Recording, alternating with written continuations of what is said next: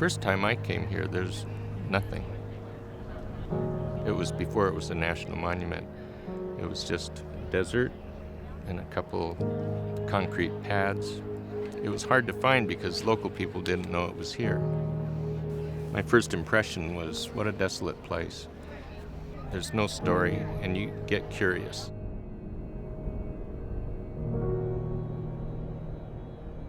The spirit is here for me. You hear about gamang, the endurance of the people here. I feel that spirit even today.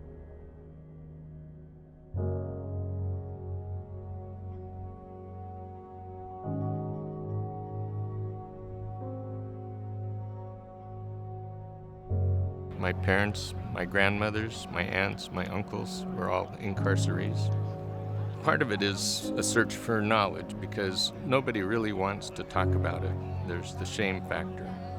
And, you spend your entire youth and nobody will speak to it. You'll go on vacations with your family, you'll travel cross country and they'll stop in different towns and say, oh, I got to meet so-and-so. And we're in camp together. And we all imaged Boy Scouts, YMCA, YWCA, OMSI kind of camp. We never realized they're talking about concentration camp.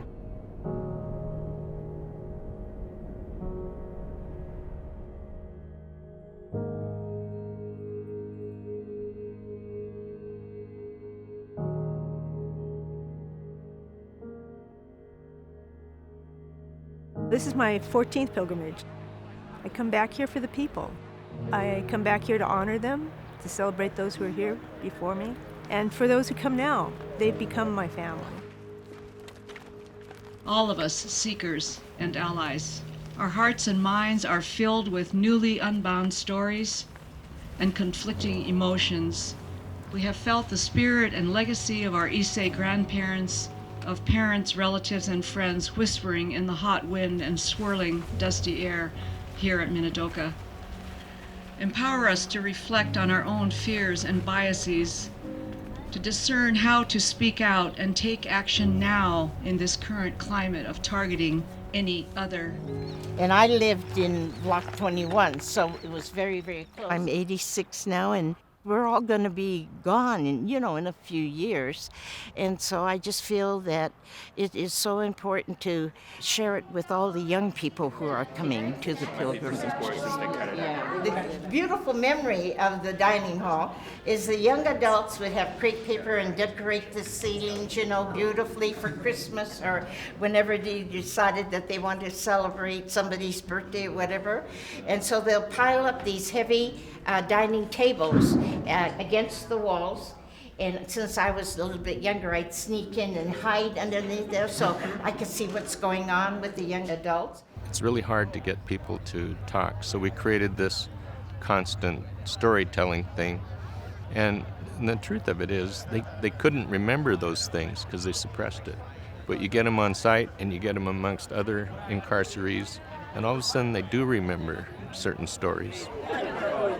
The first thing that hit me was, this is not Minidoka, because I don't see the sagebrush and the tumbleweeds and all the burdock and homes for rattlesnakes and ticks. And it's green, it's beautiful. But then once we got into the barracks, we began to get a little more history of some of those structures. It began to come home. Watch your step. So this was our quarter. So you could kind of visualize, the cots all lined up and no privacy unless you got more of your lightweight bedspread and would hang them up to make privacy. I was 6 here in Minidoka, and my memories were like childhood memories. There were 7 of us in here. Yeah, we had 7 in our family, so we were just in the B unit. Oh, so you had the luxury suite then? I mean, we're so young. We were. It's just like camping, huh? The impact wasn't until actually I was in college, and this gal was talking about Minidoka, and she called it a concentration camp.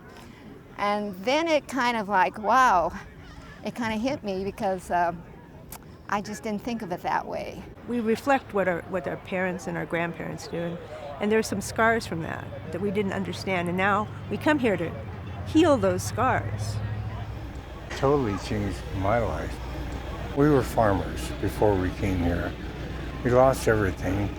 My dad went from being a farmer to a farm laborer, and I joined him, and that's what we did. We had 7 in our family. Any one of the 6 of me had the talent and the abilities to progress higher. This took it away from me.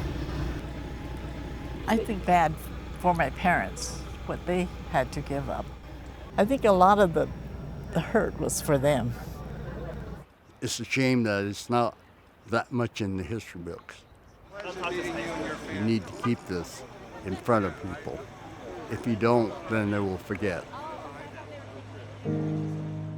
So a great deal of the journey for most of these people is just the exploration of their family history and the country's history as to why and how they could possibly think putting 110, 120,000 people away and taking their jobs, their cars, their homes is, and I understand panic, but, just because you look like the enemy doesn't mean you are the enemy.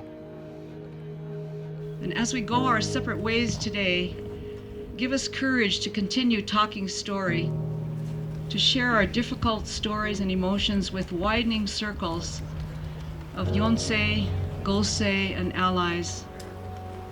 Honor the cultural resilience and perseverance of our Issei forebears.